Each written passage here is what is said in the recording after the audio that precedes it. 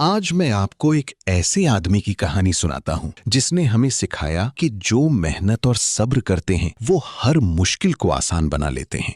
बर्फ से ढके घने जंगल के दरमियान एक तन्हा आदमी खामोशी से चल रहा था। उसके कंधे पर बैग और हाथ में कुल्हाड़ी थी। सर्द हवा दरख्तों के दरमियान सीटी बजाती गुजर रही थी। अचानक उसे एक बहुत बड़ा खोखला दरख्त नजर आया जो जमीन पर गिरा हुआ था। दरख्त इतना बड़ा था कि उसके अंदर एक मुकम्मल पनाहगाह बन सकती थी। आदमी ने फैसला किया कि वो इसी दरख्त के अंदर अपना खुफिया जदीद शेल्टर बनाएगा। उसने बर्फ हटाई, लकड़ियां काटी, जमीन खोदी और पत्थरों से मजबूत फर्श तैयार किया। दिन गुजरते गए और आहिस्ता आहिस्ता वो खोखला दरख्त एक महफूज घर में तब्दील होने लगा। उसने दीवारों को लकड़ी और काई से बंद किया ताकि सर्दी अंदर ना आ सके। रात के वक्त बर्फानी तूफान चलता, लेकिन शेल्टर के अंदर गर्म रोशनी और सुकून था।